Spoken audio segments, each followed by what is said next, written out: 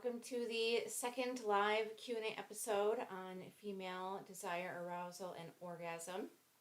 My name is Amy, and I am the founder of Healthy Hoo-Ha.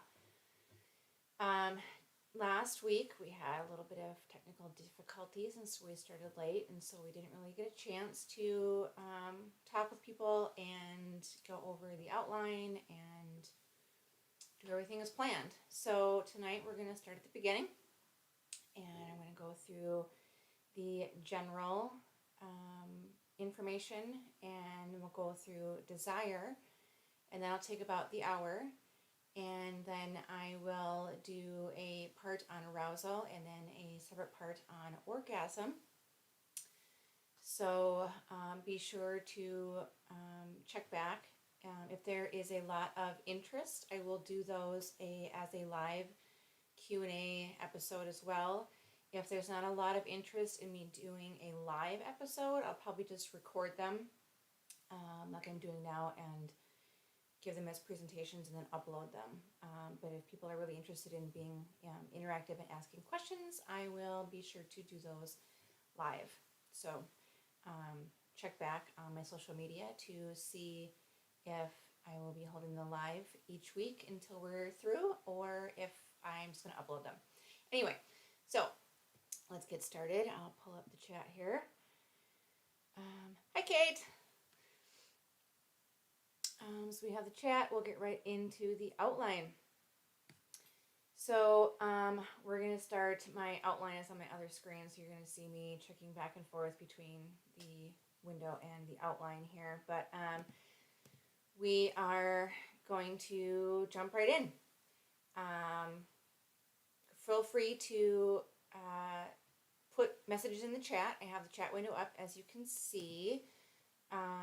So I'll be able to answer that live right there. I tend to prefer people to ask questions kind of as I go along. I think people learn better that way. Maybe take notes. I will have all of the recordings posted. If you want to look deeper into something or you forgot something, you can go back through the outline. And I do plan on ultimately, when everything is done being recorded, I do ultimately plan on putting the outline and the notes as a blog post on my website, healthyhooha.com. So if you wanted something that was off of the outline, it'll be posted in the next, I don't know, couple weeks or so, whenever the videos are done. So to start off with, I don't want to go too far into shame. I have this on my outline though, because there is a huge movement for hashtag orgasm gap right now. And I think that can cause a lot of people who might be having some issues with desire, arousal, or orgasm. It can put a lot of pressure on them to have an orgasm, and put a lot of pressure on them to have their partner help them achieve orgasm when they might be having some sort of issue achieving orgasm. And we'll get into, obviously, those issues later. But I think, while I absolutely agree with closing the orgasm gap, we're kind of being bombarded by it. And I think I don't want it to cause problems with people who might be experiencing issues. I don't want people who are having issues to think that there might be something wrong with them, even though they're having trouble achieving an orgasm. That doesn't mean necessarily that something is wrong with them. It's simply that there is an issue that needs resolving. So let's try to be a little less bombarding with this hashtag orgasm gap, and try to make sure that if we do talk about closing the orgasm gap, that we're also making sure that people understand that it's okay if they have an issue with any of these things: the desire, the arousal, and the orgasm. It's kind of backwards there on my outline. I'll have that fixed. Desire generally comes first, and we'll get kind of into that later too, but desire generally comes first, then arousal, as arousal by definition is what is happening to the body, and then orgasm, right? So let's keep going here.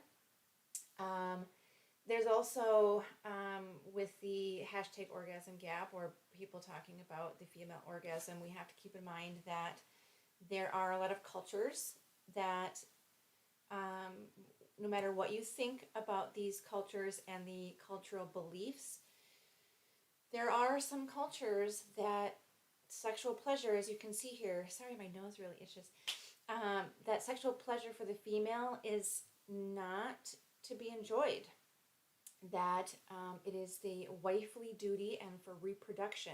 And while that is really, really hard for me to be okay with, it is a thing. And if we want people to respect our own individual choices, opinions, and beliefs, and how we conduct ourselves, we have to respect others' beliefs and cultures and religions and things. We can have wonderful conversations, and we can make sure to educate everyone. We obviously want to educate everyone. But ultimately, if we want to be respected for our whole selves, we have to provide respect for them. And so when we talk about, I bring this up because when we talk about the orgasm gap and making sure that females are experiencing orgasms, we want to make sure that we don't,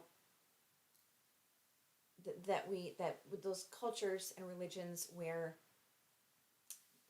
it's seen as a wifely duty and not so much as a female enjoyment, that we respect boundaries and respect each other, right? With the cultures and religions that might have this more narrow opinion, we do have to educate the men as well as the women, because the men don't always know these things either, because they're just taught the same things. But we have to make sure to educate them that sex, regardless of whether the woman is supposed to experience pleasure or orgasm, the sex that they are having should never hurt. Should never hurt. Okay?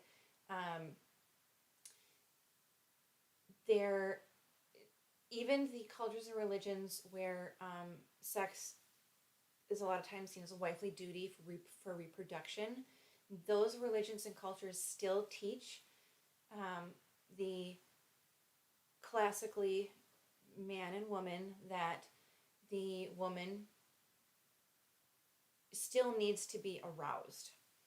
That it's kind of a fine line. I know I said that it's wifely doing reproduction, but the culture still teaches that for proper functioning and for proper sexual functioning throughout the cycles, that the vagina itself still needs to be aroused, because that's how you get the lubrication and the moisture and the relaxation needed for proper penetration. Okay, so when you have all of this stuff combined, we have to make sure that people are properly educated. And the sex education throughout the world is terrible. My little soapbox speech here, the sex education is terrible. So regardless of what each person is believing and conducting, we have to make sure that everyone knows that it shouldn't be painful. Okay, so let's move down here a little bit. The human sexual response phases, and these are for male and female, right? These are the typical phases that each sex goes through. We have the desire and the wanting phase. And later on, we'll also discuss, when there's issues with the desire and the wanting. We'll discuss when there's issues with the physical arousal. But for right now, let's just kind of go through the phases. The desire and wanting. So that's the thoughts. And the desire and wanting, I want to make a little side note, is very subjective. This one is the most difficult for scientists and the medical community to put data on, because it is so subjective. We all obviously have different fantasies, different levels of desire and wanting. We all have different stressors in our life. We all have, the different lifestyles, etc. But this is typically thought of as the thoughts about sexual activity along with the behaviors aimed at obtaining sexual partners and or the sexual gratification. The excitement and arousal, which is more of the physical attributes of the phase, is the blood flow to the genitals and to the other erogenous erectile tissues, lubrication, the breast tissue in females gets lumped into this. You'll see later that there's some other places in the body that you wouldn't normally think react to arousal, but I want to save that for later. There's the plateau. Not everybody knows this word, parasympathetic. It's kind of like when you go through medical terminology course. It's kind of like the parachute, kind of like brings you down and mellows you. But that's the parasympathetic nervous system is maintaining the genital blood flow through the sexual intercourse. So it's kind of like the plateau phase is kind of just staying the course so that you stay at that level of arousal in order to get to the orgasm phase. The orgasm phase, the defining moment of euphoria, ecstasy, and pleasure in which sympathetic systems, the ones that ramp you up, move blood out of the genitals. So upon orgasm, like while you are feeling all those pulses, your body is also simultaneously trying to return itself back to normal, like immediately. It doesn't necessarily happen immediately, but it happens very, very quickly. Then you have the resolution phase. So this is where people, the refractory, like it says there. So we have a lot of systems in our body that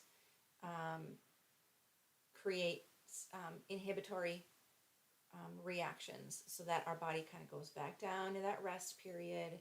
This is where a lot of time where females will be, sometimes they can get a little bit tired.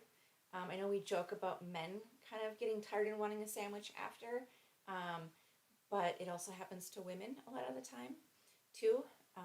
We just seem to get a little more snuggly. We might want to take a nap.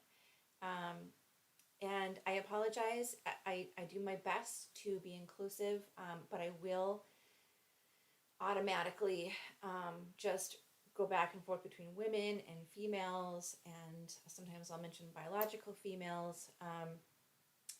It's a thing we all in the community, in the medical community, have to try to train our brains into using vocabulary, because we had a vocabulary for so long and we want to be inclusive, but sometimes when you get up a little bit older, especially I'm about 40 now, I've had 25 years, 30 years of calling the female sex women. So I don't mean to not be inclusive. It's kind of just like a retraining of the brain. So please keep that in mind when you hear me say women. If you're not identifying as a woman, but you have female sexual parts. Okay, thanks. So we'll move on. The psychological reasons for desire or arousal disorders. I get a little bit more in depth into these things when we come to the desire and arousal sections. But in general, throughout all of the episodes, I won't get very deep into much of these, as they are their own health issues, right? Like I'm not going to go through depression and anxiety very in depth on a female sexual health recording. So obviously ask me questions. I will try to answer them as best as I can, but I am just a vulvovaginal health researcher, advocate, and educator. I know, obviously, I learned some things about the different aspects that affect the vulvovaginal region, but I'm not going to know as much about depression and anxiety as a psychotherapist, right, or a psychologist. So, and being that I am, another side note is because I am a vulvovaginal health advocate and educator, I do also learn a ton about the male sexual health as well, not as much as a male sexual health medical professional or a urologist, but I learn a lot, which is so when you see me on some of the social media, I will kind of answer some male related questions as well, because you kind of pick up a lot when you go to conventions. There's everybody from all the sexual health medical community. So anyway, let's keep focused. Psychological reasons for desire and arousal disorders. So there's more than this, but these are the biggies. So depression and anxiety are big ones. If your body and your brain is trying to overcome these things listed, it's not going to be able to function sexually very well, because that is one of the easiest things for the body to basically dump off to the side while it's trying to fix other areas of itself. Body image is going to be another big one. If you hate the way that you look, you're not going to be able to focus on the good things that are happening to you during a sexual encounter, or you're not going to want to put yourself in those positions. And so that's really going to start affecting your ability to have innate desire or responsive arousal. Environmental stressors. Hello, COVID. There has been a massive amount of research done this year surveying people on how COVID's been affecting them.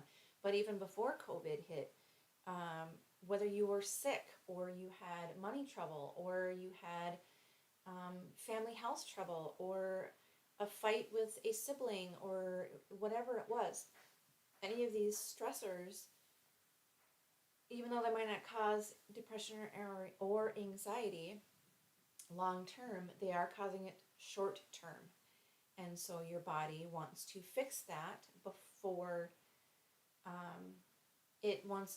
it's able to be sexual. And this mostly pertains to females. There is some root in when you hear the stereotype that men use sex to relieve stress and women have to relieve their stress before they can have sex. There is some root to that. Obviously, it's not about every single person, but the stereotypes and the roots come from somewhere, and that's because there's a pattern a lot of time, and so a lot of times women have to relieve their stress in order to be sexual. Then, like I said earlier, the cultural and or religion aspects. If you're in a culture or religion where your female desire, arousal, and sexual satisfaction is not a priority, or it's seen as something that is shameful and shouldn't happen, that's really going to affect how you are functioning in that department. Relational factors. If you're having sexual abuse or relationship abuse or domestic abuse, kind of the same thing. If you're having poor communication about what your needs are, the sexual dysfunction suffered by another partner is one that they're finding as well, is if your partner is suffering with sexual dysfunction, that a lot of times is showing that it's leading you to not want to initiate because you feel bad. You feel bad that your partner is having issues, so you don't initiate. If your partner initiates and things end up not going very well, all of these things are training your brain to...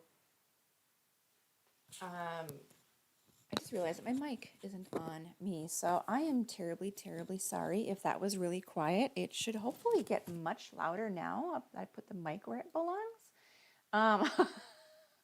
This is what happens when you go live. But anyway, as I was saying, so if your partner's sexual dysfunction is something that's happening, it can cause your brain to... Thank you, Kate. I don't know why. People never bring things up right away. But it can cause your brain to not, want to be sexual, because every time you are sexual, something bad is happening. And so it's kind of a training of the brain. health and lifespan considerations. Pregnancy, hormones are all over the place. Some women can get more sexual, others get very turned off. Infertility. If you are trying to get pregnant, let me keep the hair off the mic. If you're trying to get pregnant and it's not going well, you get very frustrated. Doesn't make you want to have sex. If you're trying all the time, it becomes very mechanical. You don't want to have sex. Aging and menopause, obviously the hormones are changing there. And we will get into some of that obviously later. But with aging and menopause, the testosterone and estrogen specifically are basically in the shitter. And so you're not getting that desire, and you're also not getting a lot of the physical arousal that you need to have great sex, or even okay sex. The metabolic syndromes, I need to scroll down a little bit here. The metabolic syndromes, things like diabetes, obesity, high cholesterol, hypertension, the glucose, impaired glucose you see there, even if that isn't diabetes related, if you have things like hypoglycemia that doesn't give you necessarily a diagnosis of diabetes, but if you're not making sure that your blood glucose is remaining stable, it's another one of those things where your body is trying to fix other parts before it wants to be sexual. Cancer, obviously a big one. You might want to be close and intimate with your partner, but during cancer and cancer treatments, sex is one of the first things to go. The removal of the sexual hormones. So things like hormonal oral contraceptives, or if you take something like a hormone blocker, these are going to significantly reduce your sex drive, your ability to become sexually aroused, and possibly your orgasms. There's a huge debate with hormonal oral contraceptives about whether it stunts the sexual functioning or not, because there are reports on both sides. This is something I'm going to be writing about later in a good book that kind of explains all of that. This is Your Brain on Birth Control by Sarah E. Hill, I believe. Fabulous book. A lot of people dog her in particular because she is I forget what kind of doctor she is. Regardless, her book is very nonpartisan and very factual based and data based. She goes into all of these studies that have been done on oral contraceptives. It doesn't pertain to necessarily the psychology that she works on a day-to-day basis. Anyway, oral contraceptives and hormone blockers can significantly reduce all of the stages of the sexual phases. Short vagina barrel issues. There is a wonderful woman, I can't remember her name, that I met at a conference that I was at, and she had conducted a study. She had this neat little like rubbery stopper thing, and it's called ONUT, OHNUT. Look it up, it's fabulous. So while the vagina is not terribly long to begin with, we'll see later that it does lengthen and widen. There's been some Bad Women's Anatomy posts about men's view of what happens with the vagina. But anyway, there is also such a thing as a short vagina barrel. And so even if you have an average sized penis, sex can be incredibly difficult for women who might have a shorter barrel because it just runs out of room. Otherwise, you can also use it with a above average sized penis, or even some of the much larger penises on a vagina that doesn't have a short barrel issue. This O-Nut is fabulous. I recommend you check it out. It's this like rubbery donut thing that you put on the base of the penis. And so when you're having sex, if you are a couple that is having length inconsistencies between the penis and the vagina and you're running out of room, this O-Nut donut can help. Here's my little plug. Not for my product, for somebody else's. The vagina barrel can become damaged due to childbirth. This is another thing that can affect your sexual desire and arousal. It's the damage from childbirth is usually from rips and tears, as you can see there. Some damage to the pelvic floor muscles causing laxity. This doesn't equate to a loose vagina.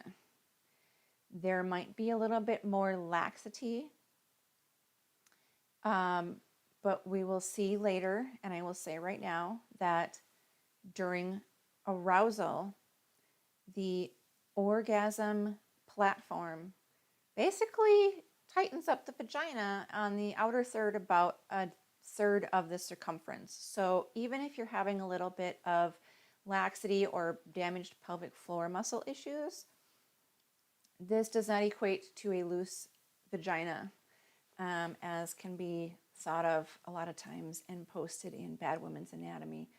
So we'll just make sure that that's clear right there. Another thing that can cause some issue with sexual function is the pelvic floor muscles and or pelvic floor nerve problems.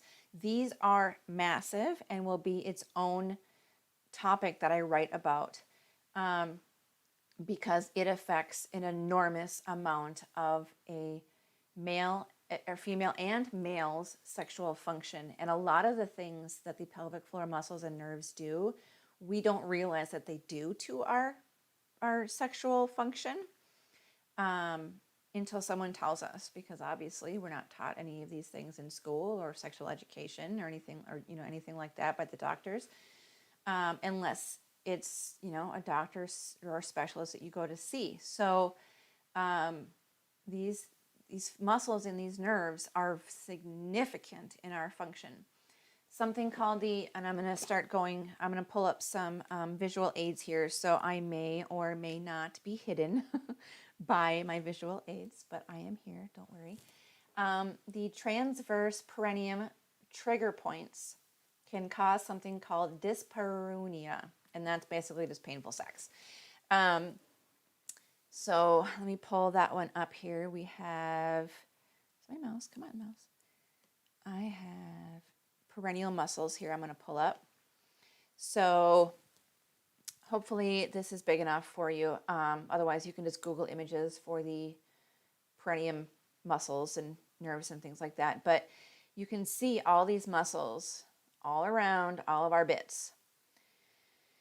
If any one of these is tight or pissed off, it's going to affect how all of our bits work, because they're all interconnected. As you can see, all of this goes around the vagina and the clitoris.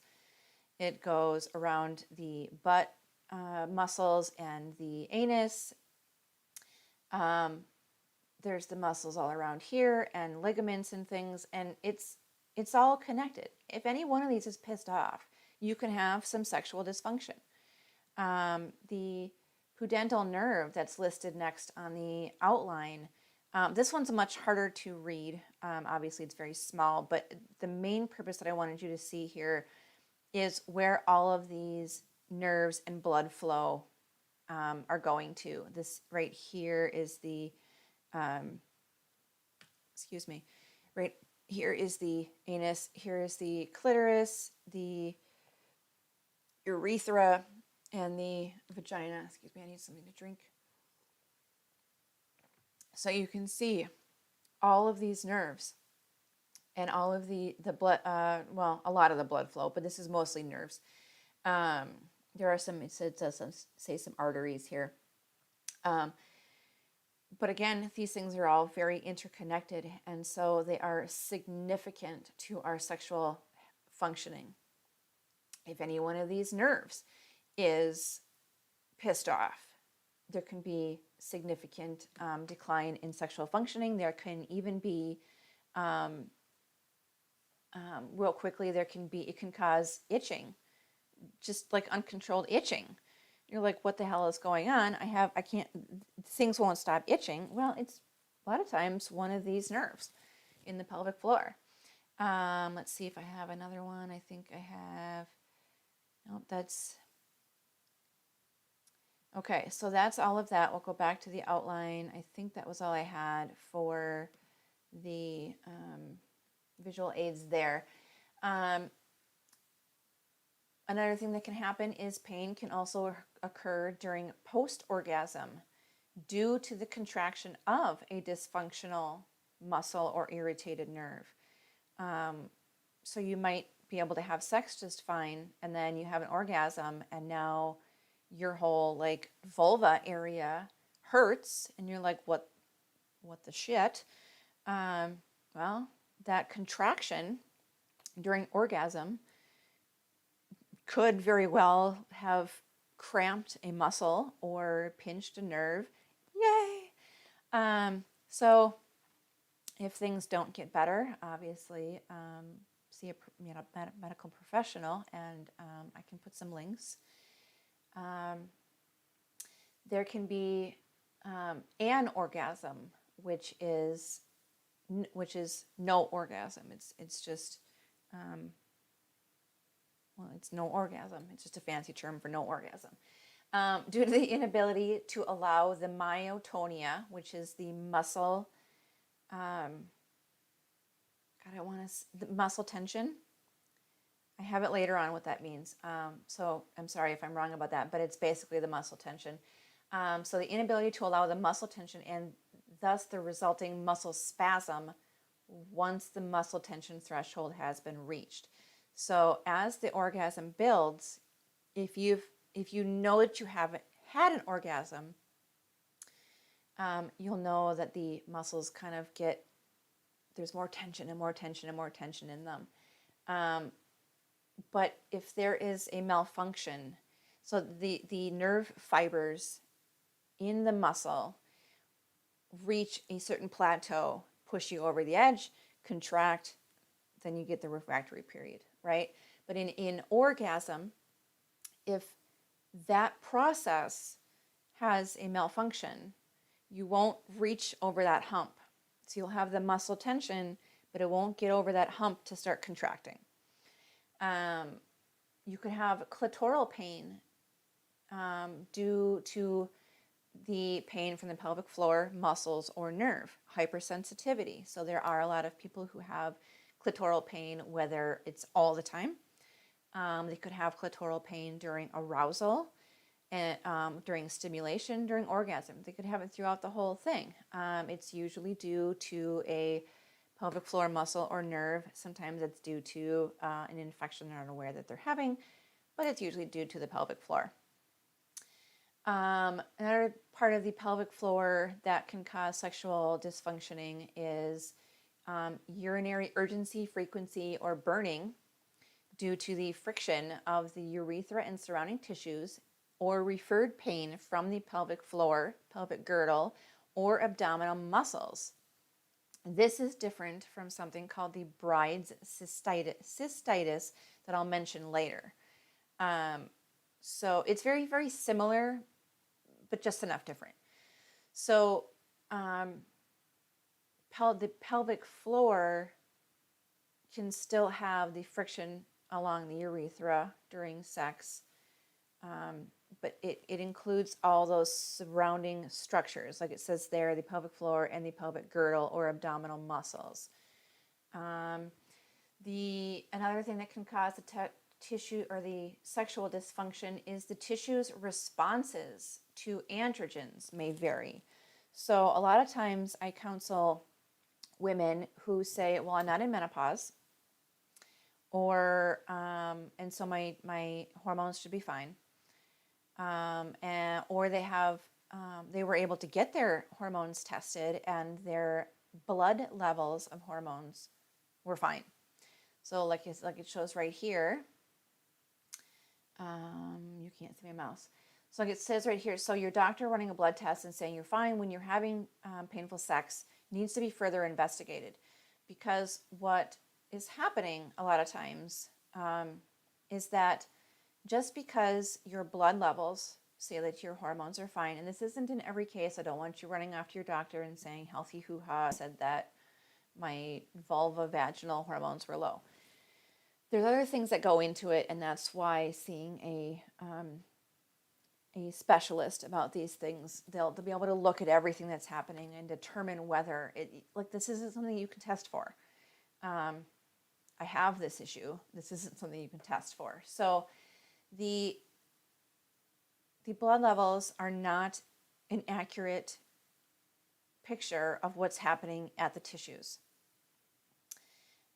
Your tissues, the receptors in your vulvovaginal tissues could be malfunctioning and not utilizing the testosterone and or estrogen that your body is producing.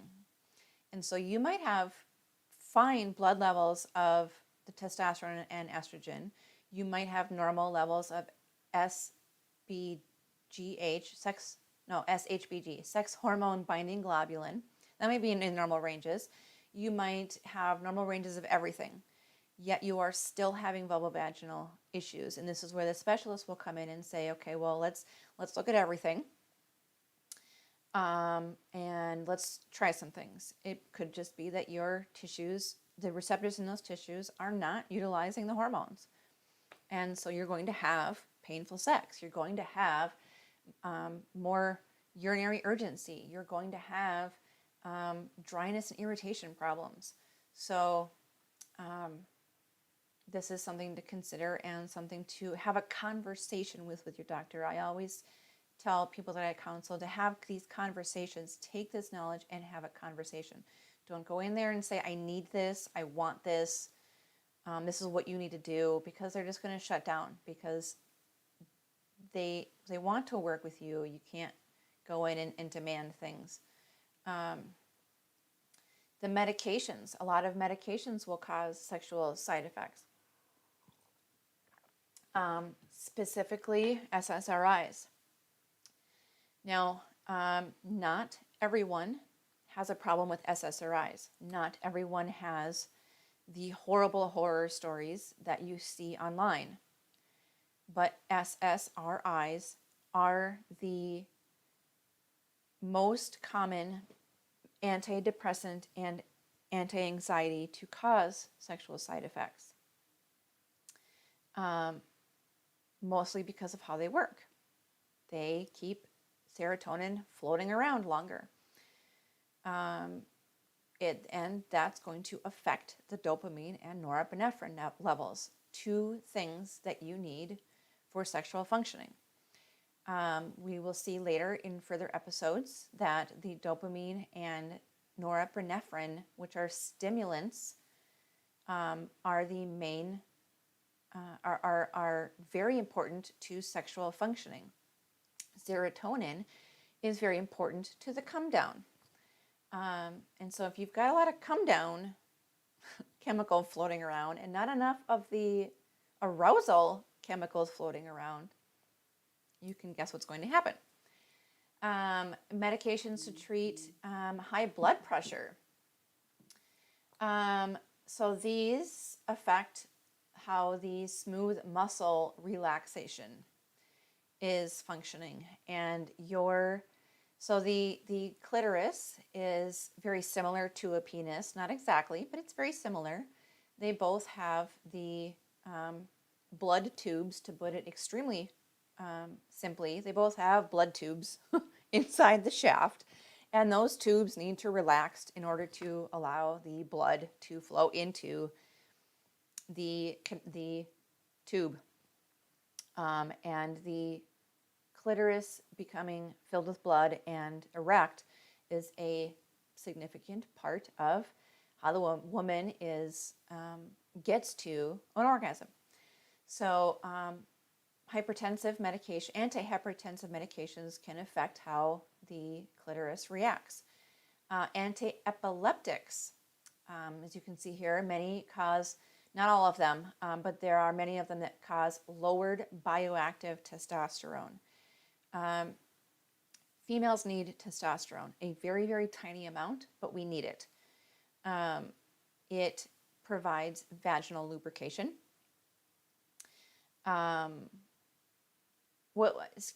It provides vulvar lubrication for the most part. It does very little for vaginal lubrication. It provides lubrication and moisture to the vulva and the vulvovaginal opening.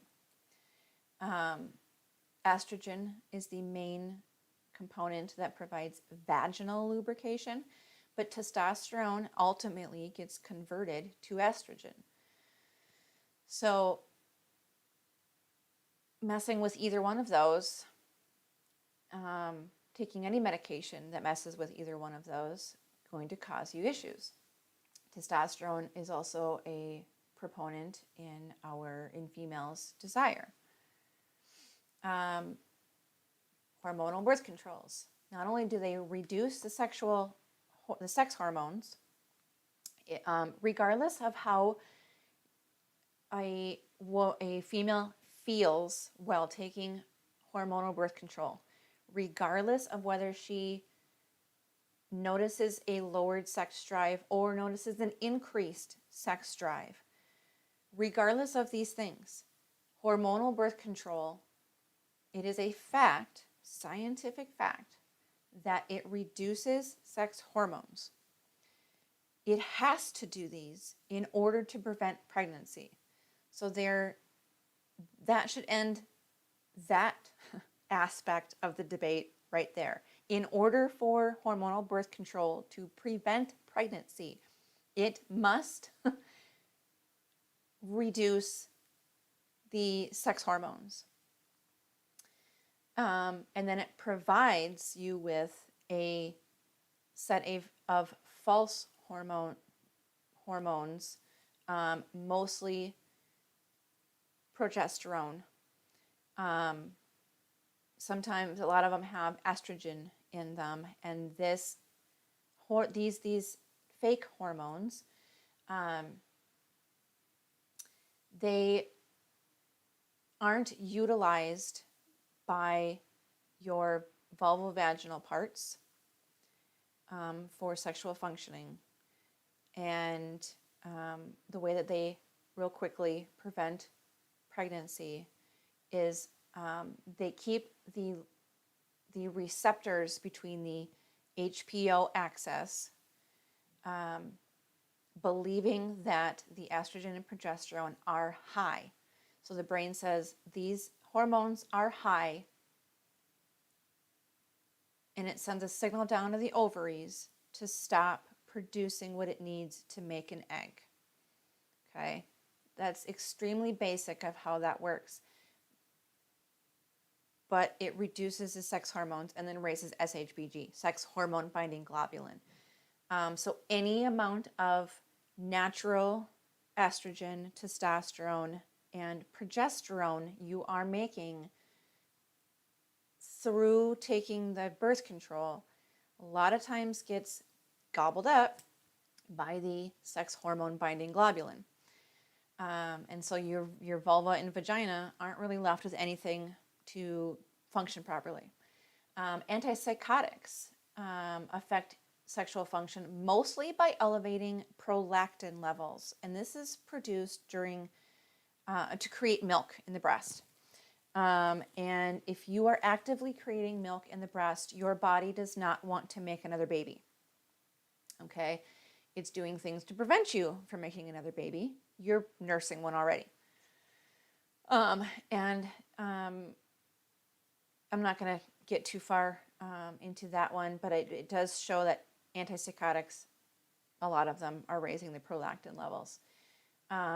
cholesterol lowering medications, some of them, not all, some can lower testosterone. It's mostly being found in males that is doing this, but there have been some reports in women, and so I just wanted to make sure to cover. Some antihistamines, mostly Benadryl, and I want to say there was another one, I can't remember what it is, you can Google it, but there are a couple of antihistamines that can cause vaginal dryness and can affect how well the clitoris, corpus cavernosum, those are those tubes. Here I can pull that up really quickly and just show you that. Is it this one? Yep. So if you see here, these two little tubes, the corpus cavernosum is what fills with blood. The antihistamines can affect how well those tubes soak up the blood. Opioid drugs. Not going to do any shaming. Just know that if you are taking any opioids or any drugs like heroin, which is basically an opioid, or I don't really do these things, so I don't really know them all, but they will decrease androgens and testosterone, especially in long-term use. Short-term use, sometimes they're prescribed for very significant pain relief, obviously. So there's no shaming, whatever. Just know that they can do this. They can decrease the androgens and testosterone. Glucocorticoids, which are steroids. You might have these injected into like a knee joint or a back joint, or you can have them applied to the skin for various reasons. There's a lot of applications for glucocorticoids and steroids, but they lower free, serum, and bioavailable testosterone. They do it to everyone, but to variable degrees. Okay, so one person might be fine, another person might be super sensitive and be like, I had that injection and now I don't want my partner to even look at me. Tagamet, which is I think that's a stomach acid blocker. I believe so. But that works by blocking something called H2 histamines in the stomach. No, excuse me. The Tagamet, which, yes, does block the H2 and the histamines, but these H2 and the histamines also affect the corpus cavernosum. The other ones don't have, that I can find any reporting of doing this. That's why it's called out Tagamet specifically. I don't want to cause any ill harm to their sales, but this, I mean, it's really available on the internet if you type this stuff in. Alcohol. While alcohol does make you want to have sex a lot of times because it reduces your inhibitions, ultimately, behind the scenes, behind that curtain, it is inhibiting the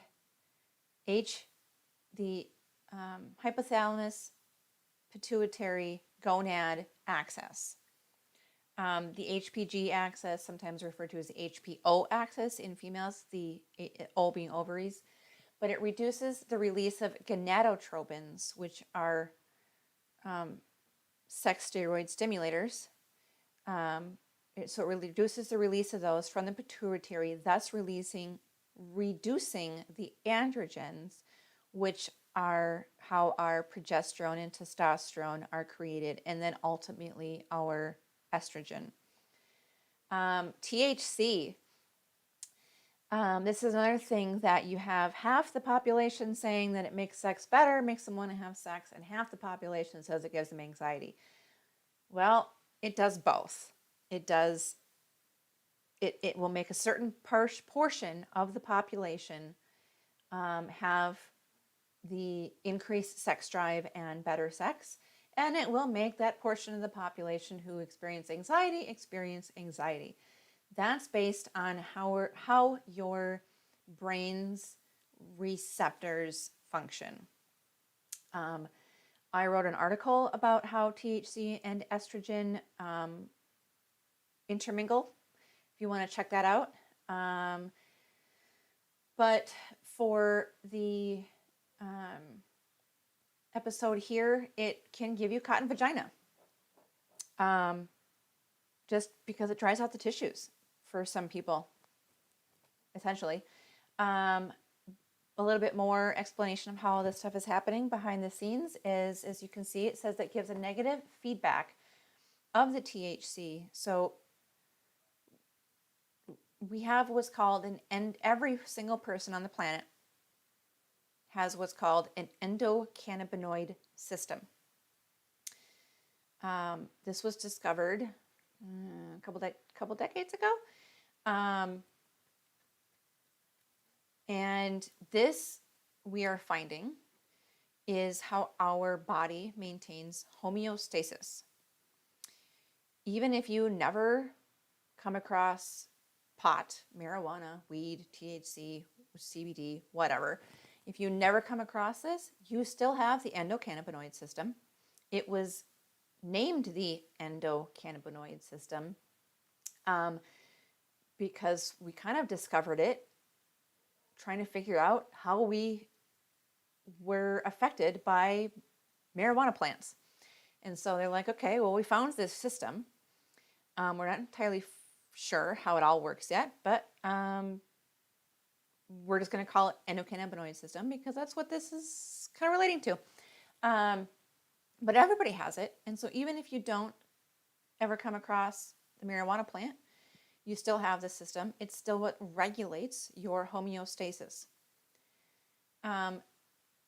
THC stimulates the endocannabinoid system. It's how you get high. Well, the stimulation of the endocannabinoid system on the HPO axis attenuates, which means it dampens down the flow of hormones and flow of sex hormones, and it dampers down serotonin and dopamine fluctuations needed to stimulate desire and arousal. Okay, so even, this is another thing like with the birth control, even if when you use THC and you're one of the people who it increases your sexual response and your drive and your orgasms, these things are still happening behind the scenes. And so it usually chronic and long-term use. Once in a great while, you're probably not going to see a lot of these negative side effects. It's more chronic and long-term use.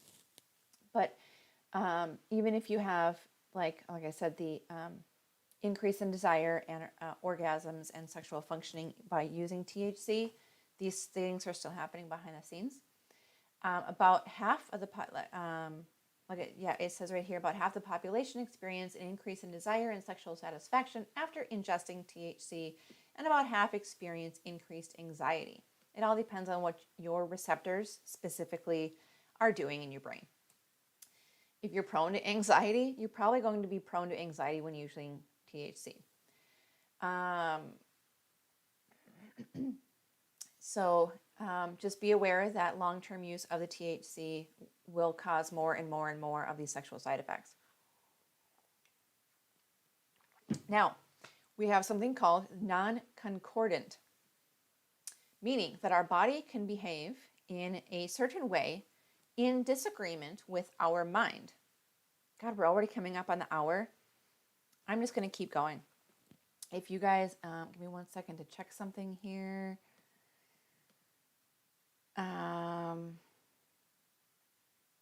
Okay, so I'm just going to keep going. I wanted to get through the desire aspect, and there's a shit ton to cover. So I'm just going to keep going. Desire is going to go much more quickly than the general parts will, because like I mentioned earlier, we don't know a ton about desire because it's subjective. So hopefully you hang on. Otherwise, come back and check it out later. But back to non-concordant. So meaning that our body can behave a certain way in disagreement with our mind. Okay, we can be experiencing sexual stimulation in our mind and have our bodies not respond, and vice versa, such as in the case of sexual assault. I typically don't like to give trigger warnings because a lot of times what I deal with is things that people need to know. I obviously hate that something might have happened to someone, but if you read any of my stuff or you watch any of my videos, I'm probably going to forget to say trigger warning. It's just a simple fact. I'm going to forget to say it because I deal with so much scientific data that I don't think about those kinds of things. So real quickly, because it looks like that is part of the other portion, to kind of finish out this non-concordant. So our brains can want to have sex. This is where the desire, right? It wants to have sex. And our body doesn't cooperate. That's non-concordant. In the case of sexual assault, you more than likely are not very happy about what's happening to you in your brain, right? But a lot of people can end up having physical arousal to the point of orgasm. And those victims in the moment, and what I like to prefer to call them as survivors, feel really shitty that they felt aroused and had an orgasm during a sexual assault of any kind, whether it's molestation or like a stranger assault, something like that. Your body, I do get into this a little bit later, your body has the ability to act on autopilot. If you are used to sexual encounters being wonderful, and then you are sexually assaulted, your body goes on autopilot and says, oh, I know what to do in this situation. I've been here before. And your brain screaming at you, this is bad. If this ever happens, this is never your fault. This is autopilot. You did nothing wrong. This does not mean that you enjoyed what was happening to you. This means that your body was on autopilot. It still falls into the umbrella of non-concordant, though. And so I wanted to make sure that everyone understands, in the case of sexual assault, it never means that you were enjoying what happened to you. Okay, moving on. A little bit of seriousness there. Moving on. Orgasm and arousal can cause a phenomenon of chemical reactions that solidify the memory connection. This is part of where molestation and sexual assault come from, right? So the orgasm during a traumatic sexual encounter does not indicate you were having fun. Arousal and lubrication during sexual assault does not indicate you were enjoying the event. All these things that I just said a minute ago. Our body is simply reacting to previous muscle memory and chemical reactions due to the adrenaline. We can have these same reactions during exercise. A lot of times women will report that after physical exercise, their vagina is wet or lubricated. They may be aroused. Some women have even gone so far as to experience orgasm because of adrenaline. It's simply because of the adrenaline and the dopamine that gets released during these bouts of adrenaline or exercise, which then ultimately results in the release of the opioid, which is the happy chemical. Okay. Another thing that I wanted to mention is sex, even a one-night stand, to your body and your brain and your learning centers, sex is never just sex, okay? My little outline on my little screen here, so I know what's going on, is kind of small, and so it's kind of hard for me to see what I'm reading. That's why I keep looking back at my bigger screen.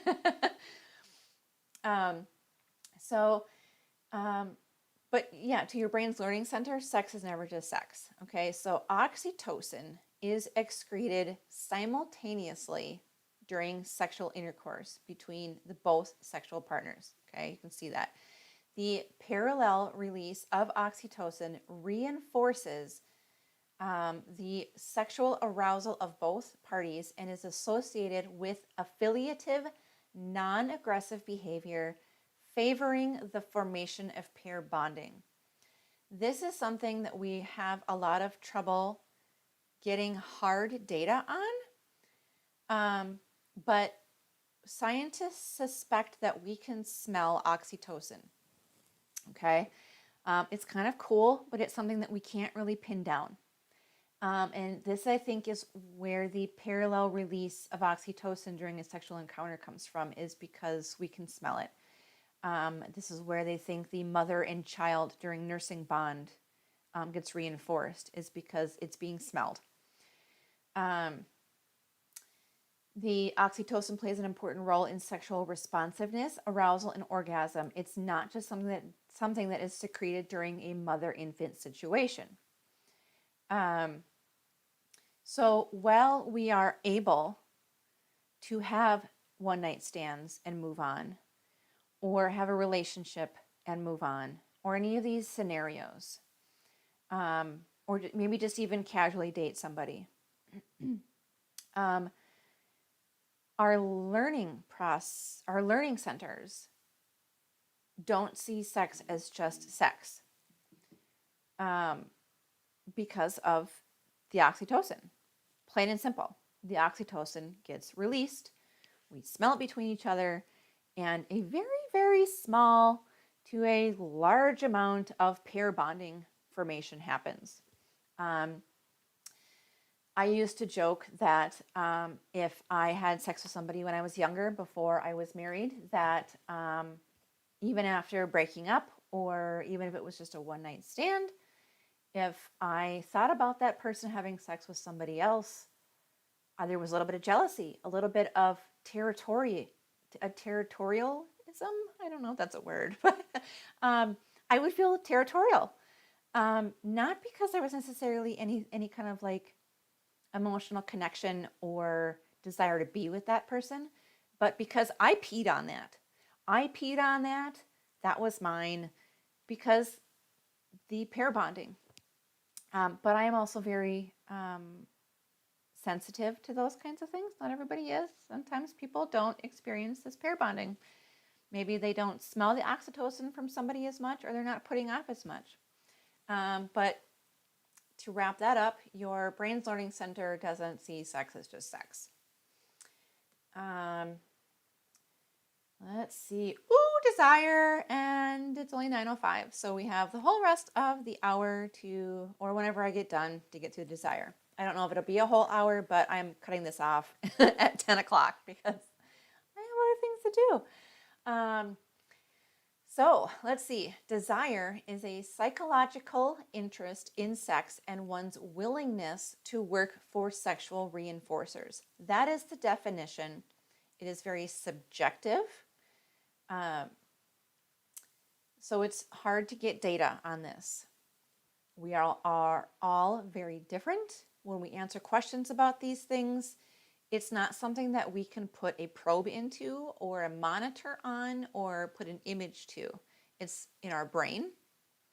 Not only do we all have different brains, obviously, but we all have different ways of expressing how we feel things are happening. So even if a group of people are experiencing the same exact thing, we might all express it verbally differently. So it's very hard to put data and desire. But we do know some things. And so that's what I'm going to be going over. I'm going to be going over as much as we know currently. talking for a couple hours makes me very thirsty. I'm sorry. Nobody has any questions. I know there's only a couple of you watching. But like I said, absolutely, I have the live chat going. I believe the live chat is working. If Kate could type, because I know she's probably still watching, if Kate could type, then let me know that the live chat is still working. That'd be fabulous. And then I'll keep going. So we have what's called an excitatory and an, sorry, I'm also going to really quickly, yep, okay, so she says it's working. So we have what's called an excitatory and an inhibitory system, which competes for control. Our body, the desire, our sexual desire, is the balance between the excitatory and inhibitory systems. The excitatory system is the dopamine, the estrogen, testosterone, and norepinephrine mainly. There may be, that we're not quite aware of right now, other chemicals, but this is what the main parts are: the dopamine, estrogen, testosterone, and norepinephrine. The inhibitory systems are the serotonin, the progesterone, prolactin, and GABA. Okay. The brain must balance, the brain must balance these excitatory and inhibitory influences to achieve an optimal level for pleasure. It must do this with hormonal influences weighing it towards excitation. So the hormonal influences want us to have excitation, want us to have sex, especially during ovulation. I don't get too far into ovulation in any of the episodes, but it is things that I talk about a lot on social media and Reddit. I don't have the Reddit handle of Healthy Hoo Ha, but if you go to the subreddit Healthy Hoo Ha, I am extremely active in there, and you'll probably be able to figure out who I am. Otherwise, just email me and I'll tell you who I am. I have no problem. It's like I don't use it for anything inappropriate or anything that I would want to hide or anything like that. So if you want to know who I am on Reddit, just send me an email, or here, actually, I can put it in chat. I don't use it. I have a Facebook account, as some of you might have seen. I'm not very active on there. Facebook, I don't really care for their practices, so I don't really like to use them. But I know that it is a significant resource for others and a way for me to get my information to them. And I have alerts set up in case somebody contacts me on Facebook, but I'm not very active on it. I don't really go to any of the boards or any of the groups. I do have a Twitter, as you may have seen, and then I have an Instagram, which I don't really use a whole lot either because it's just pictures, and so I can't really help people there. But it is a platform for me to advertise. But I am extremely active in Reddit, and so let me pull up the chat really quick and type in there what my handle is. I believe it is the last unicorn 80 is my Reddit handle. I'm pretty sure that's what it is. If you can't find that, just email me.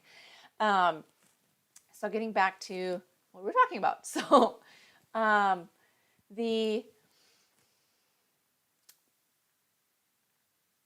don't remember how I even got on that, but so the brain must balance these excitatory and inhibitory influences to achieve optimal level for pleasure.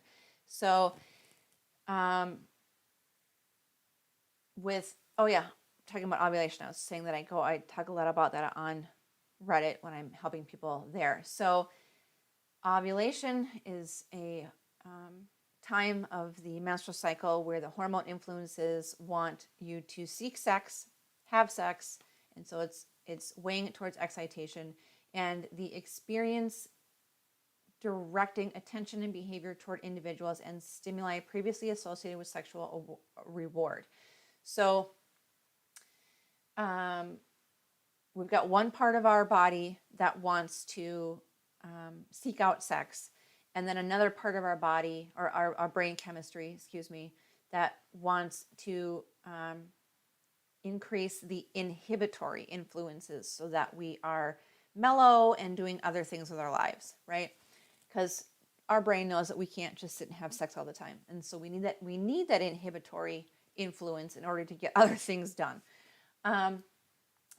Dopamine, which is one of the excitatory system, part of the excitatory system, is what drives us to seek positive outcome or reward. It is not the happy chemical. A lot of times people mistake dopamine as the reward chemical being released, but that is in fact the opioids. Dopamine is the chemical that causes us to seek the reward. Dopamine is the reward. Dopamine is increased by estrogen, hence why during ovulation, when estrogen is very high and not inhibited, makes you want to have sex because of the excitatory system. So then let's see what we have. We have prolactin also has an effect on dopamine in different ways and in different parts of the brain. So hyperprolactemia causes too much dopamine, which leads to the suppression of gonadotropin releasing hormone. I think I got that right. Sometimes I don't get the acronyms right.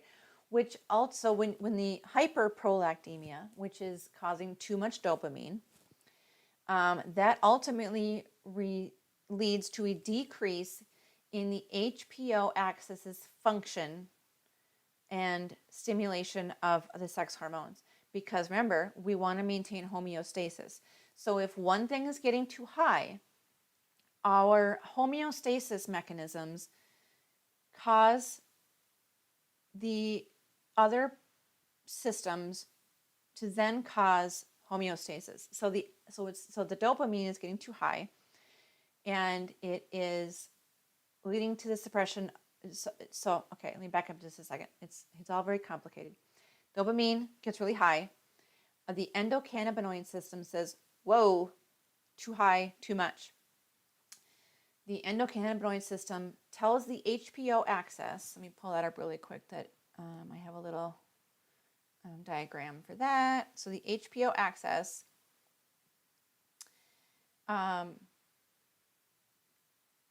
says calm down on the GnRH, the gonadal releasing hormone. It says calm it down. We have too much going on. We have too high levels of this, or we have too high. So not only can dopamine make this HPO axis do these things, but too high of estrogen, too high of testosterone, too high of progesterone, too high of all of these things, or too low. Okay, there's a negative and a positive. There's a feedback system, but too high of these things will lead the endocannabinoid system to tell this little diagram here that you see to calm things down. And so it says calm down the GnRH, which tells the pituitary to calm down the LH and FSH, which tells the ovaries to calm down production of testosterone, estrogen, and progesterone. Okay, so let me go back to the outline. So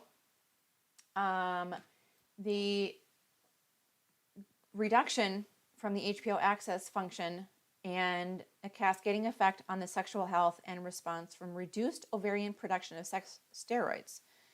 And that's why when the prolactin is high for like breastfeeding, or if there's a malfunction, as males can also have high prolactin, and it will affect their sexual functioning as well.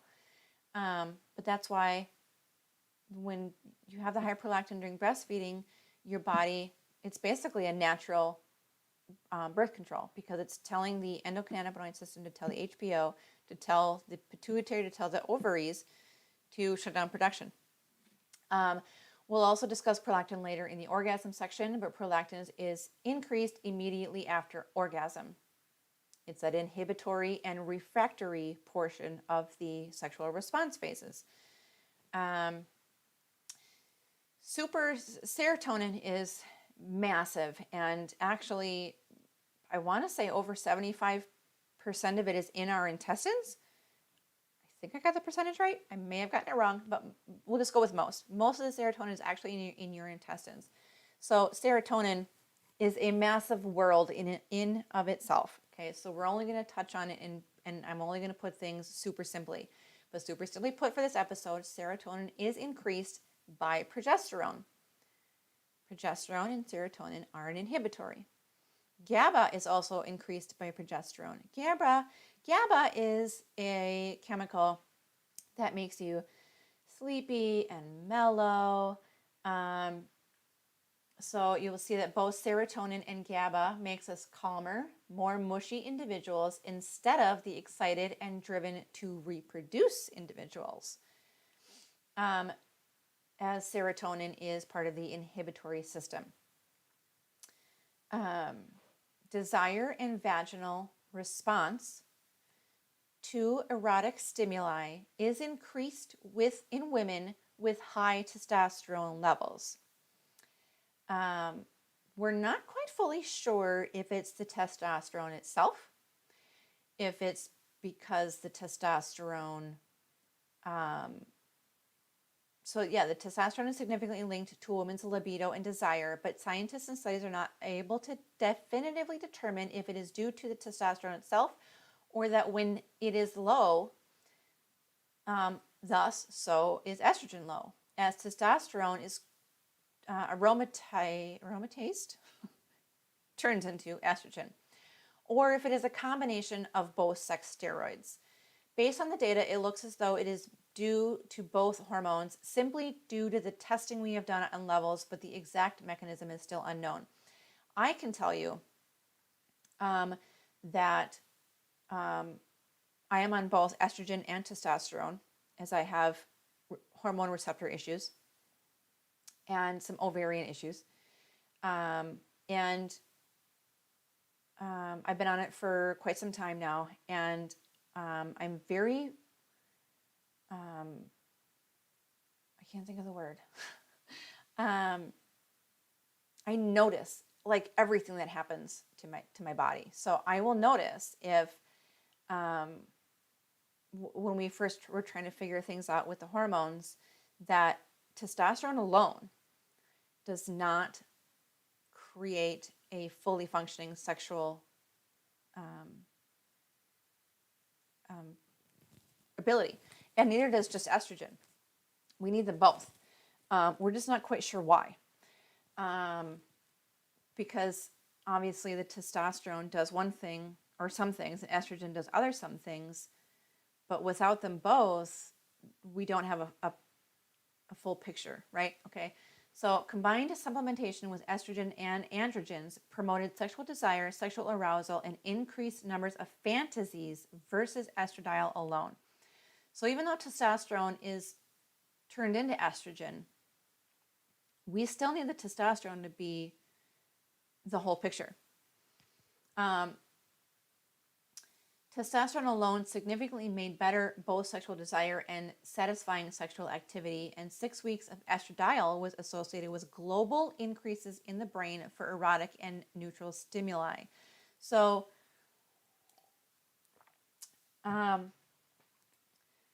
mostly for menopausal women, but for those lucky few who get their doctors to acknowledge the fact that they're having problems at a young age,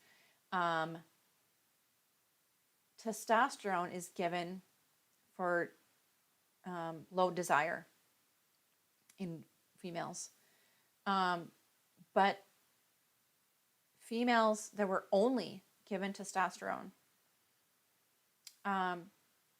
did not have the same as effect as when they were given testosterone and estrogen. It's so complicated, and we are just now, in the last couple of decades, even been given the funding or the interest to conduct studies and look into any of this, and so it's still all very new. Estradiol plus testosterone was associated with higher activation in the limbic system. The limbic system is the part of the brain involved in our behavioral and emotional responses, especially when it comes to behaviors we need for surviving, feeding, reproduction, and caring for our young, and fight or flight responses. So you can see where you need both of them to, like I keep saying, to have the whole picture. Additionally, a significant incidence of masturbatory activity or wanting to have an orgasm, even if you don't want to masturbate, you have a partner and you want them to help you with an orgasm, corresponds with the mid-cycle peak of androgens. So mid-cycle for a female, both testosterone and estrogen are peaking without the attenuation of progesterone. So a little side note, in the luteal phase, closer to the period, the menstruation period, progesterone peaks about day 21 on average. But so does estrogen. Estrogen peaks twice in the menstrual cycle. The reason why a lot of people say that estrogen is low during this phase is because they've clearly never seen a hormonal cycle on a graph. I'm blunt, you'll come to learn that. But they also don't quite understand how the hormones work. So during the luteal phase, around day 21, as I was mentioning, both estrogen and progesterone are peaking. But progesterone inhibits this is very specific here. So progesterone inhibits the effects of estrogen. It does not inhibit estrogen itself. It inhibits the effects estrogen has on the body, which is why we don't get two peaks of wanting to reproduce. We just get the one mid-cycle during ovulation. Additionally, a significant I was saying about the mid-cycle peak of masturbatories, because when the estrogen and testosterone high in mid-cycle, we want to not only reproduce and make babies, but we're getting a lot of blood flow and nerve stimulation and chemical stimulation, driving us to have sex. Sexual desire and female-initiated sexual behavior change across the menstrual cycle with a peak of during the fertile phase. So such variation across the cycle is not observed in women using oral contraceptives, because you're suppressing your natural hormones. But the sexual desire and female initiated, that's the key word, is the initiated sexual behavior will change across the menstrual cycle. And we'll learn later on, honestly, I can't remember which, if it's on desire or arousal. So I'll just cover really quick. So there's a thing called a spontaneous and a responsive sexual response. Generally, during the mid-cycle peak of hormones, females have spontaneous desire and arousal because those hormones are high. They're driving us to copulate. During the luteal phase, a lot of women might just say no to sex altogether. They're bloated, they don't feel well, they're cranky, that whole spiel, right? But a lot of times, we have, during the luteal phase, what's called a responsive sexual response. A responsive sexual response. And it's when your partner would wants to have sex and kind of like test the waters. They touch you a little bit in innocuous places. They might rub your shoulders. They might give you a look. They might slap your ass and kind of test the waters and see how things are going. If you respond, they go a little bit further. If you keep responding, they go a little bit further. Next thing you know, you're in the luteal phase, you're bloated, you feel like crap, but you still want to have sex because that initial testing the waters sparked your brain and your body to be like, yeah, you know what? I think I want to have sex. So the evidence that the androgens are important modulators of women's sexual function stems mainly from the studies of testosterone therapy given to postmenopausal women. Here again, I can say that even though being provided testosterone, I won't have the same level of desire or arousability if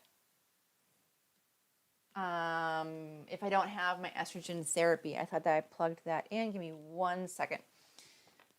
I have my little cord right here. Ta-da! Okay, I could have swore I plugged that in. Yeah, if my estrogen is coming up on its expiration date, or there have been times where there have been mishaps with the pharmacy or getting it renewed and I didn't have it, I noticed. Conditions associated with low testosterone.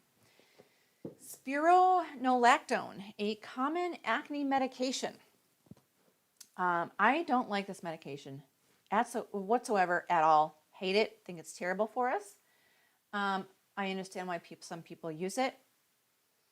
I tend to keep my opinions to myself when I am giving advice on social media. I might say that I don't like the medication, but I tell people why. I am a huge proponent of informed consent. And this is how I'm able a lot of times to keep my opinions about things very neutral when I help people, is because I just give the facts that I get from the data. And then I give people informed or the information for them to make their own decision. I won't say to somebody, don't ever use spironolactone. It's horrible for you. I tell them that it's an androgen blocker, and that's how it works as an acne medication. So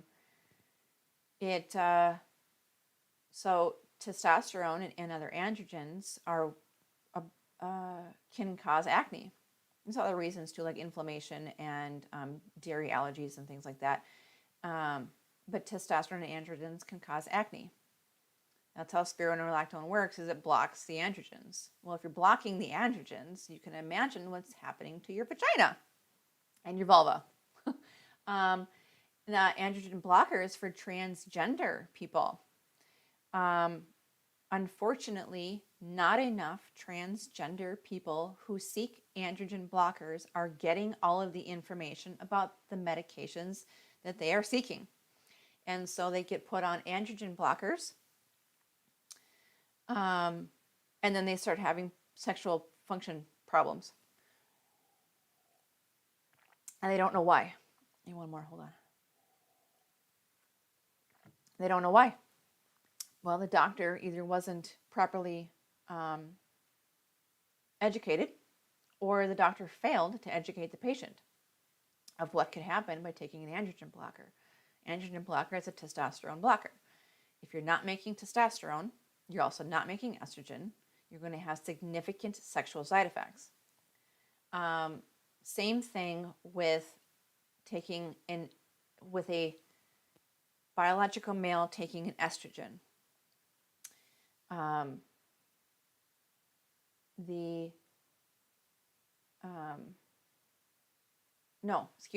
So that you have the biological male taking estrogen, blocking testosterone. That's going to cause its own massive amount of problems. But if you have a female,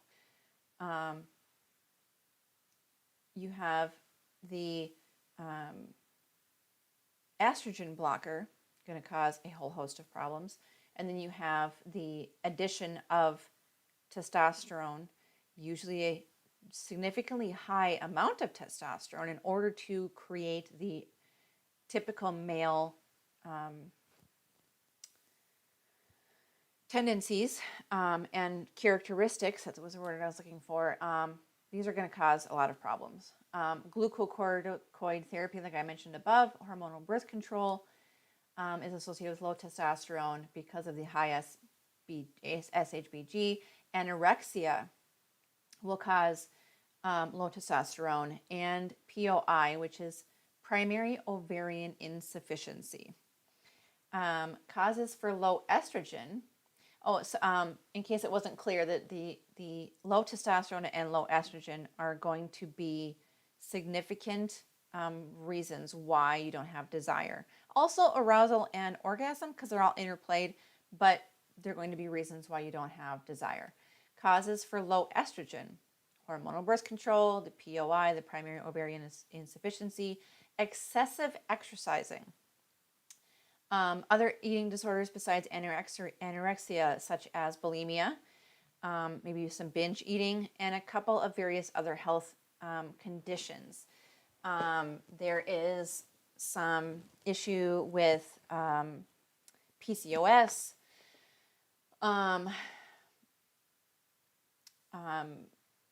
things like diabetes and obesity, because of how the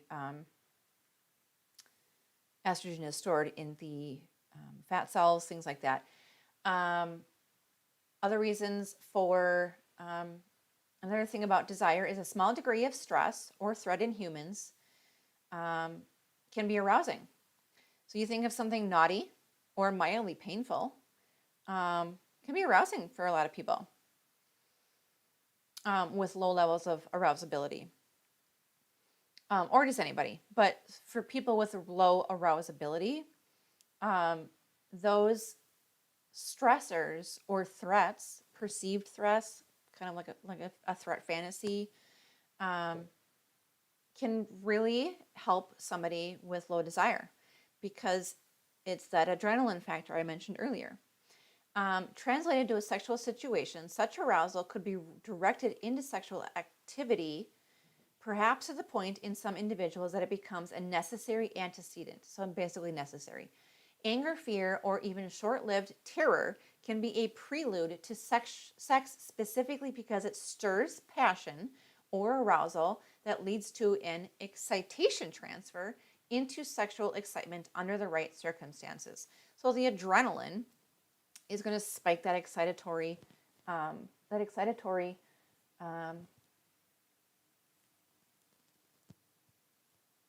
can't think of the word. The excitation. It's going to, stimulate the excitation. This is many times where, it's right there. Many times where fantasies about rape or home invasion comes from. Many people feel ashamed that they are turned on by these thoughts or fantasies, but it's typically due to the fear, excitement, adrenaline aspect. Yeah, I mean, that's really, that is all there is to that part. And, so don't ever feel bad if that's something that you like to fantasize about. As long as it stays a fantasy, and as long as it's not harming you or anyone else, and it's not becoming a problem, it's just a fantasy. And if you're having trouble with low desire, use what you got. It is generally accepted that steroid hormone actions in the so I pulled this straight off of one of the studies. So this is why it's so heavily scientific jargon. It is generally accepted that the steroid hormone actions in the medial-basal, hypothalamus, and limbic system prime the brain to be selectively responsive to sexual incentives.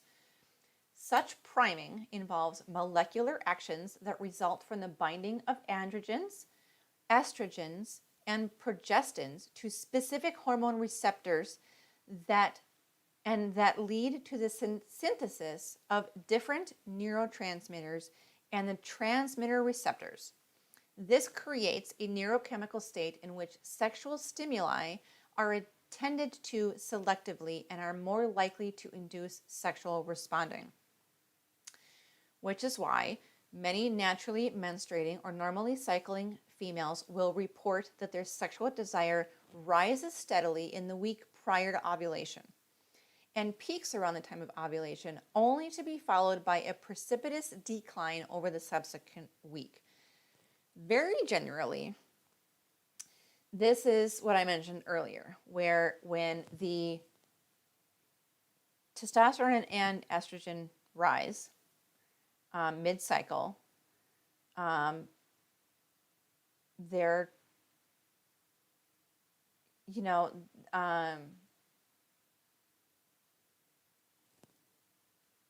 you're more sexually stimulated because your receptors are being primed and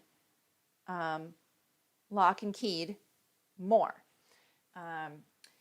I mentioned this little bit earlier. Here's where this comes into play, as a spontaneous versus responsive desire.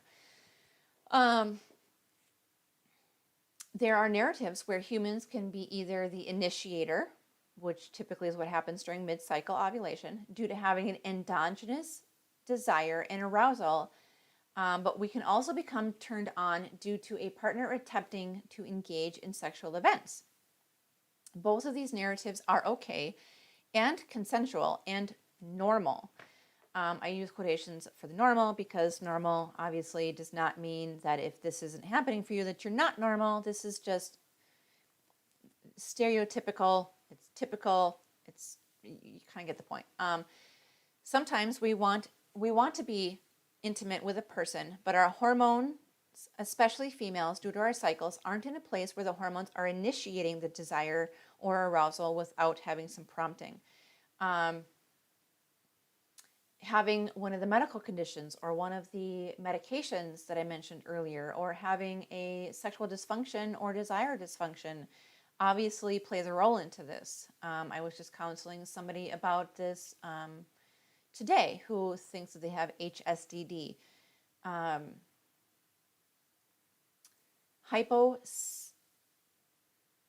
Hyposexual desire disorder. And so we're talking about the spontaneous versus responsive desire. Whereas when you have SHDD, you're obviously not looking for sex. But if someone starts being sexual with you, then your body may or may not, but it may respond and you end up having sex, and it's great sex and you want to have the sex. It's just that you're not out initiating it. I wanted to go over how the HPG axis works, and I'm going to pull it up again. I know we went over it before, but I want to go over it really, really quickly. So the hypothalamus stimulates basically a chemical.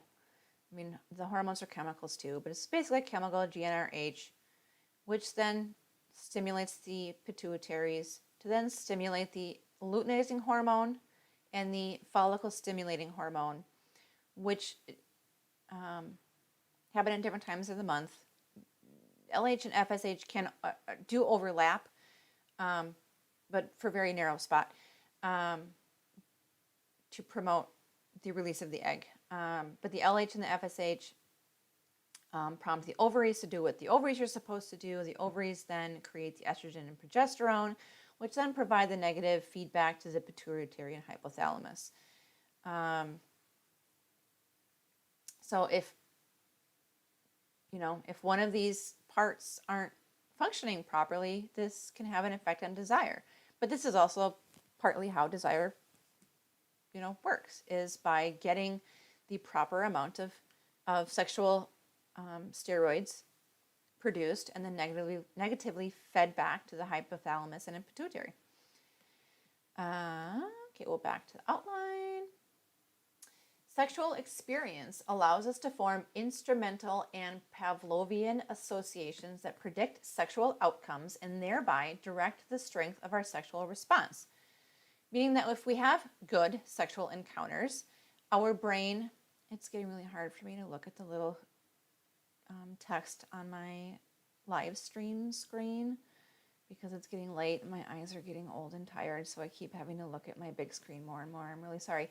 But it basically means that if we have good sexual encounters, our brains put that in the memory bank. And when a sexual situation arises, the dopamine drives us to seek the reward of another successful sexual encounter.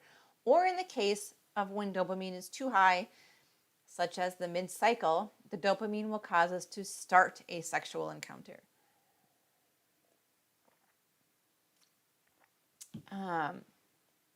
Then the opposite is also true with either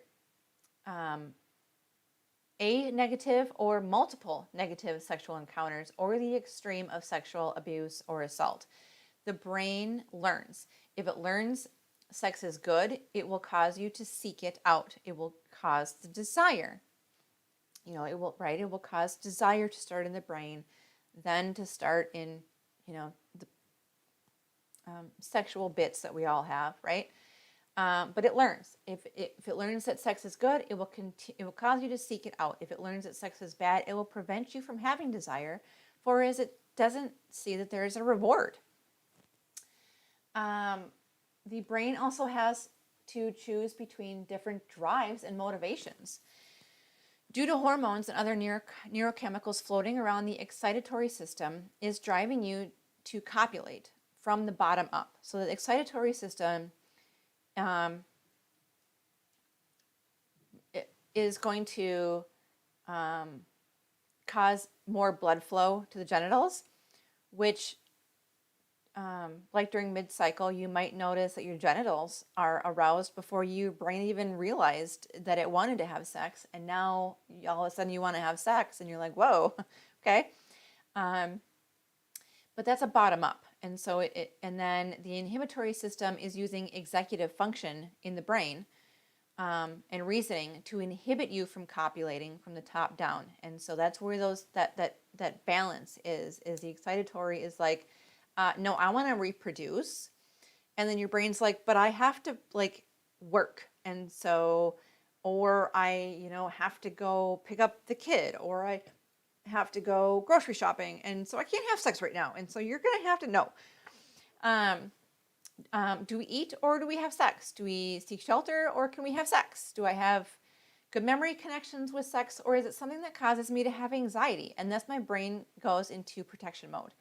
Does my society or religion teach that there is guilt in sexual expression or engagement? So the brain always has to choose between different drives and motivations.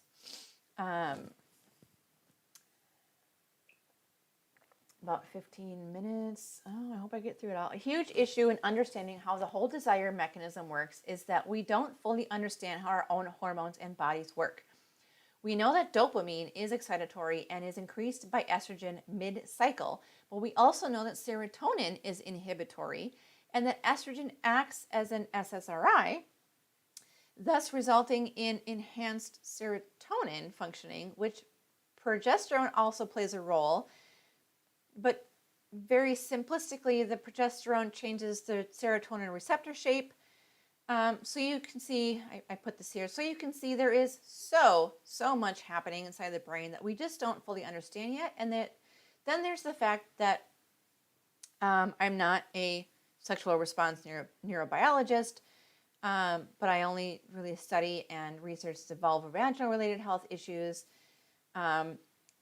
So I don't even 100% fully understand how everything works, but neither do the scientists. The neurobiologists and neuroscientists don't understand how all this works either. As you can see where I just put right there, that estrogen increases dopamine, but estrogen also acts as an SSRI, which then increases the serotonin, which serotonin then is inhibitory and decreases our sex drive.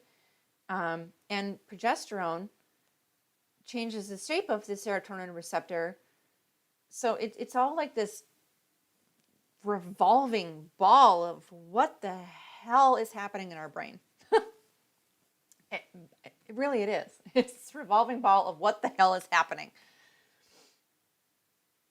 I want to, you can see here, I want to try to get a guest on that knows more about this because I think it's really cool and I kind of want to understand it more, and I would would love to be able to share it with everybody if I were able to get somebody on.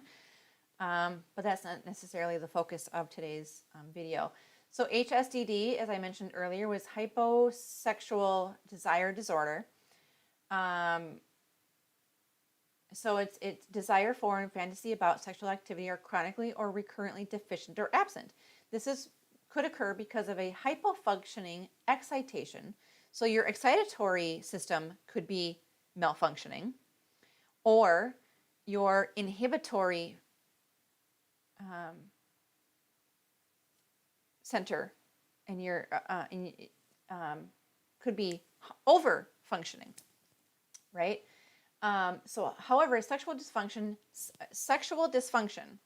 is different from HSDD in that a person with sexual dysfunction wants to be sexually active, but physically has difficulties, right? That's the sexual dysfunction. They have physical sexual dysfunction and difficulties,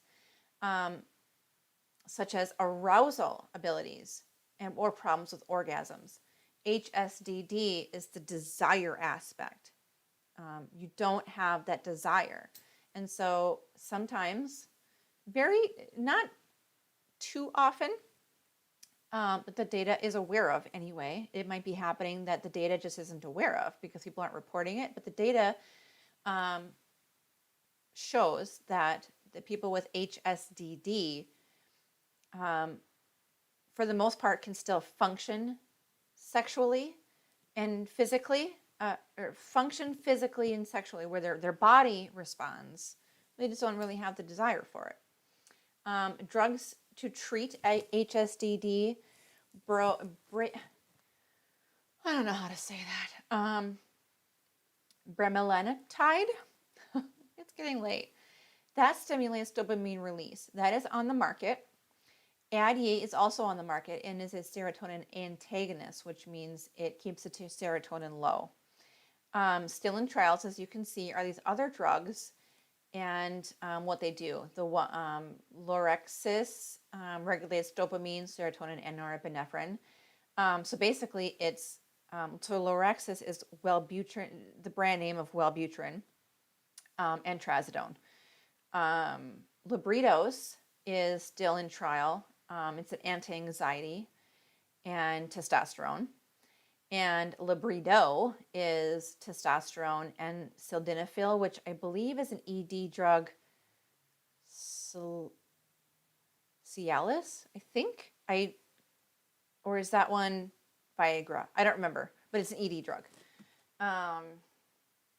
which helps the clitoris tubes, the cavernosus, fill with blood. And that's it. That is it for desire. Nobody asked any questions, so I'll give you just a second to ask any questions real quick here. I know that the live feed got a little bit of lag, so I will wait just a second. But that is all I have for this episode. I'm going to pick up arousal on a different night. And just going over arousal, that should only be an hour episode because I won't have the general information and desire to go through. So it'll just be arousal, which is going to be about an hour. And then I will go through orgasm separately, which will be maybe an hour, probably going to be a little bit less as there's not as much behind orgasm as there is in the rest of it. So that one might be a little bit less than an hour. And it doesn't look like anybody is going to be asking any questions. So I think I'm just going to wrap things up. If you do come across any questions, just go to healthyhooha.com, use the contact page. That's going to be the easiest way to get a hold of me for bigger questions. Obviously, you can reach out to me on any of the social media that I have. Let's see. Yeah, there wasn't a ton of interaction on the episode tonight, and there wasn't any questions asked. So to be perfectly honest, I'm probably going to just record them not live. I'm probably just going to do them and then post them instead of having to sit here on a live feed. So I will, if you guys who are watching or watch this later really, really, really badly want me to do it live, you'll have to reach out to me via social media, and I'll be able to see what the turnout is to see if everybody wants to do it live. But at this point, with turnout being really low for the live episode, I think I'm just going to record them and just post them after the fact. So I hope you really enjoyed all of this information. I love to help and answer questions, and I love to direct where to find help from specialists and professionals. I have great resources. So yeah, come and find me. I'm always looking for more topics to write about for my blog postings. So make sure to check out the website for new articles. So yeah, that's it, guys. Thanks so much.